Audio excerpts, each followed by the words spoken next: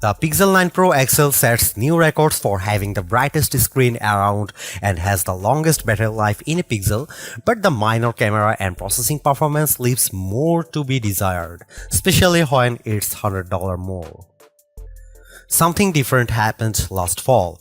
For the first time in a long time, I made a Pixel phone as one of my daily drivers, and it's a decision I don't regret after putting the Pixel 8 Pro through countless photo shootouts and comparisons against all the best phones around.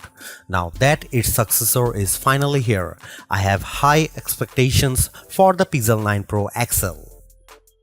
That's because the Pixel 8 Pro stuck around for almost a year, even when newer Android phones like the OnePlus 12 and Galaxy S24 Ultra tried to tempt me away from it. Google's rearranging its Pixel lineup because instead of just one flagship model, we are getting two Pro models instead. Technically speaking, the Pixel 9 Pro XL is the direct successor to the Pixel 8 Pro because of their similar sized screens, whereas the Pixel 9 Pro has a much smaller display. I break down all the details about them in my Pixel 9 and Pixel 9 Pro versus Pixel 9 Pro XL comparison. Given the opportunity of the iPhone 15 Pro Max and Galaxy S24 Ultra, Google's arming the Pixel 9 Pro XL with bigger upgrades like newer cameras, more helpful AI features, and a stronger, more durable design. In my Pixel 9 Pro XL review, I will see if it's a worthy update that could convince people to choose it over rival phones. Frankly, I'm annoyed that we are getting back-to-back price hikes because the Pixel 8 Pro launched at $100 more than its predecessor last year with its $999 starting cost. And now with the Pixel 9 Pro XL, it's up by yet another $100 to a starting price of $1,099 in the US. This effectively ends one of the best parts about getting a Pixel phone, their discounted prices. Pixel 9 Pro XL pre-orders are available right now with steep discounts on the flagship phone when you do a trade-in, although it will be available online and select retailers starting on September 4. There's a total of 4 colors at launch: Obsidian, Porcelain, Hazel, and Rose Quartz. I do miss the Bay option for my Pixel 8 Pro, but I do like the Rose Quartz color of my Pixel 9 Pro XL review unit because of its lighter tone. I'm really annoyed that the base starting storage is still 128GB. First and foremost, I love the redesigned camera hump on the back of the phone because it's much more pronounced than ever before. The elongated pill-shaped protrusion in a departure from the edge-to-edge camera bar in past Pixels, but it's exactly what it needs to set it apart from other phone designs. Apart from the camera arrangement, the design of the Pixel 9 Pro XL makes it look eerily similar to the iPhone 14 Pro Max due to the polished metal trims that are now flat as opposed to contoured. I know others may like this change, but it doesn't feel as comfortable to hold as the rounded edges of the Pixel 8 Pro, so it's something I'm just going to need to get used to. Despite this, at least it's still sporting the same matte gloss surfaces as before to give them that always clean, smooth look. Google claims that the design is twice as durable as the Pixel 8 Pro with its IP68 construction, especially with Corning Gorilla Glass Victus 2 protecting its screen. During its Made by Google event, the company made an outrageous claim that Pixel 9 Pro XL 6.8-inch Super Actua display reaches a peak brightness of 3000 nits. I didn't think it was ever going to get close to that in our testing, but I was mistaken. Hands down, the Pixel 9 Pro XL has the brightest screen we have ever tested, reaching a blinding peak of 2469 nits, a substantial improvement over the 1526 nits of the Pixel 8 Pro.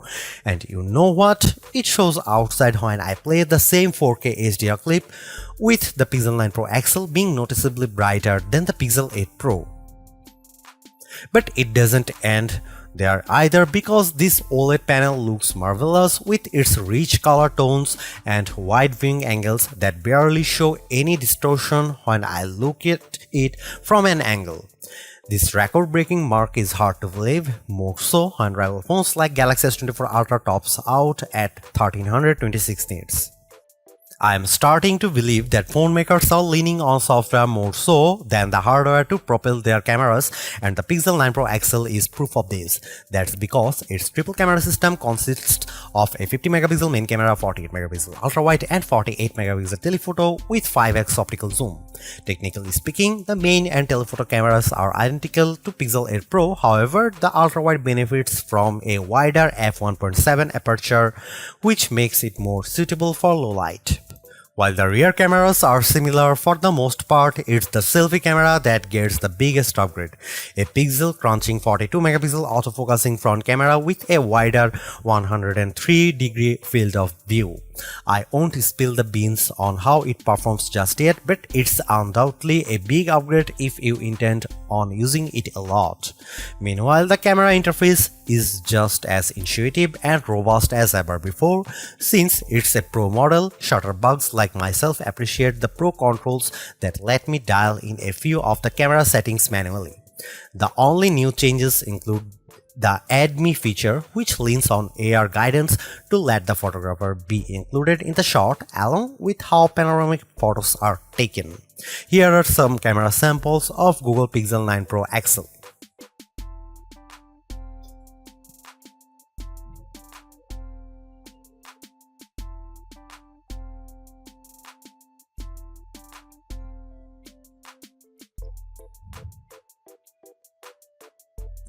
Another reason to choose the Pixel 9 Pro XL is because of its ability to shoot at up to 8K 30 FPS, whereas the previous Pixel 8 Pro caps out at 4K 60 FPS.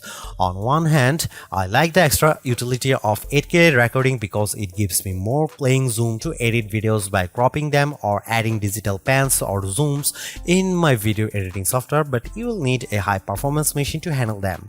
While there are plenty of shooting modes and settings to adjust with video, like choosing between 24, 30 or 60 FPS, it still lacks full manual controls to get me the look I really want to go after. Here are some video samples of Pixel 9 Pro XL.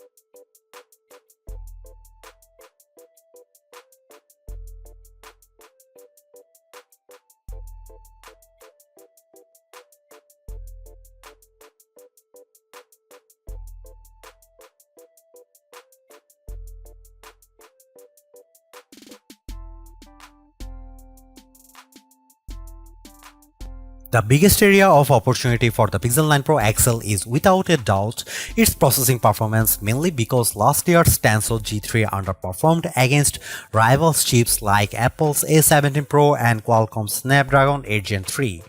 With the Tensor G4 calling the shots, it's an improvement over the Pixel 8 Pro with Geekbench single and multi-core scores averaging at 100, 929 and 4747 respectively.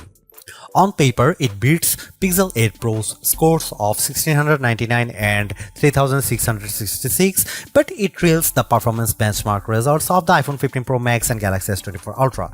Despite this, I am happy to report that its performance is buttery smooth and responsive with all the normal functions I do on my phone. I am also pleased by how it manages to keep more apps in memory with its upgraded 16 GB of RAM, which means less refreshing if I am multitasking. Over on the graphics performance side of things, it's a minimal gain running 3D benchmarks Wildlife Unlimited test to see how its GPU handles. Its 55.63 FPS score in well in line to what I expect out of a flagship device, but it's barely an improvement over the Pixel 8 Pro's 52 FPS score. And compared to the Galaxy S24 Ultra and iPhone 15 Pro Max, the Pixel 9 Pro XL doesn't come close to matching their insane frame rates. But don't let GPU performance tests be the single determining factor, because I loaded up Age of Origins and Modern Comfort without any hitch to either of their performances, even when there's a lot of action happening. The Tensor G4 might not be the speediest piece of silicon on the market, but it's certainly bringing along improved power efficiency. That's because of Pixel 9 Pro XL has 5060 mAh battery, which is marginally better than the Pixel 8 Pro's 5050 mAh1. Given how the Pixel 8 Pro came up short at 10 hours and 3 minutes in our battery benchmark test, I'm impressed that Pixel 9 Pro XL beats it in stunning fashion, clocking at 14 hours and 37 minutes at its longest. This is the kind of leap I want to see in any successive device, so I am delighted that we finally have a Pixel with extraordinary battery life. It has taken years to get here, but it's lasted me easily through a day with little worry. In fact, it hovers around 15% battery life each night right before bedtime.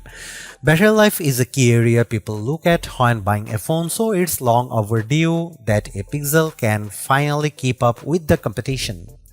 On the flip side, the Pixel 9 Pro XL also gets a boost with faster 37W wire charging, which is slightly off from Pixel 8 Pro's 30W charging. This results in getting 63% charged when in 30 minutes of charging, while the Pixel 8 Pro got to 59%. However, wireless charging is still capped at 15W with the use of a second-gen Pixel stand and a slightly slower 12W speed with QI wireless charging. Clearly, there are improvements with the Pixel 9 Pro XL. Apart from its brighter display and longer battery life, everything else about the Pixel 9 Pro XL feels like its modest upgrade at best, which is made tougher due to its $100 price increase. While the new AI features are helpful, I was hoping for bigger improvements around its camera and processing performance. Given that the Pixel 9 Pro has the same exact camera arrangement as this, there isn't much justification on picking the Pixel 9 Pro XL for photography. And compared to its direct rivals, the Galaxy S24 Ultra and iPhone 15 Pro Max, they definitely cost more but have better performance overall.